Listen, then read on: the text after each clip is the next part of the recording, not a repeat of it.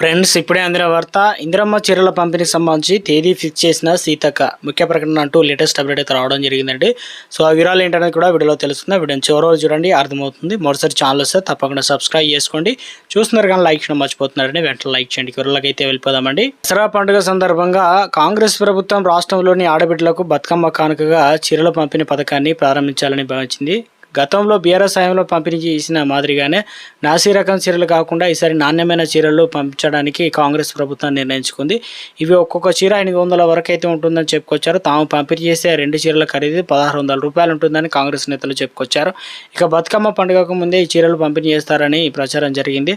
అయితే చాలా ప్రాంతాల్లో చీరలు పంపిణీ అయితే చేయలేదు. ఇచ్చిన మాట ఒకటి మాత్రమే ఇచ్చారు. ఇక ఈ క్రమంలో మంత్రి సీతక్క ఇందిరమ్మ చీరల పంపిణీపై కీలక వ్యాఖ్యలు చేశారు. వచ్చే నెలలో అనగా నవంబర్లో ఇందిరమ్మ చీరల పంపిణీ ఉంటుందని చెప్పేసి మంత్రి సీతక్క స్పష్టం చేశారు. చీరల పంపిణీ పైన మంత్రి సీతక్క కీలక ప్రకటన అయితే చేశారు. వచ్చే నెలలో అనగా నవంబర్ 19వ తారీఖు ఇందిరాగాంధీ జయంతి సందర్భంగా మహిళలు తేదీ అనేది ఫిక్స్ చేశారు. నవంబర్ 19వ తారీఖు మహిళా సంఘాల సభ్యులకు ఇందిరమ్మ చీరలు పంపిణీ చేస్తామని మంత్రి సీతక్క ప్రకటించారు.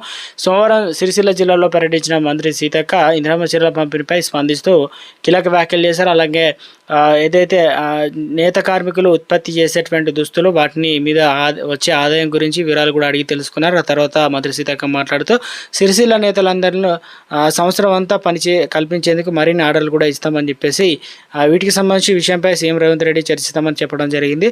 ఇందిరమ్మ చీరలకు సంబంధించి 2వ ఆర్డర్ను సైతం త్వరలో ఇచ్చేలా సీఎం దృష్టికి తీసుకెళ్లి చర్చిస్తానని చెప్పేసి తెలపడం జరిగిందనమాట.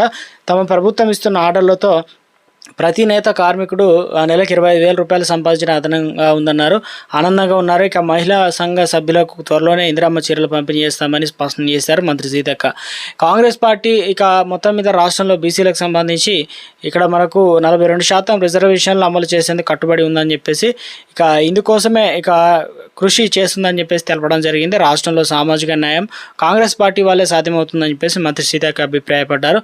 తమ ప్రభుత్వం స్థానిక సంస్థల ఎన్నికలకు సంబంధించిన నోటిఫికేషన్ జారీ చేసిందని, దీనిపైన హైకోర్టు గ్రీన్ సిగ్నల్ ఇస్తుందని చెప్పేసి తెలిపారు. పర్యటనలో ఉన్నటువంటి మంత్రి సీతక్క వెంటనే విప్ ఆది శ్రీనివాస్ చేనేత జౌలి శాఖ ప్రిన్సిపల్ సెక్రటరీ శైలజ్ అయితే ఉన్నారనమాట. అధికారులు పాల్గొనడం జరిగింది. దీనిపైన ఒక క్లారిటీ అయితే వచ్చింది. మనకు వచ్చే నెల రాష్ట్రంలో మనకు చీరల పంపిణీ అయితే ఉండబోతున్నట్టు ఒక అప్డేట్ అయితే ఇవ్వడం అయితే జరిగింది నవంబర్ 19వ తారీఖున.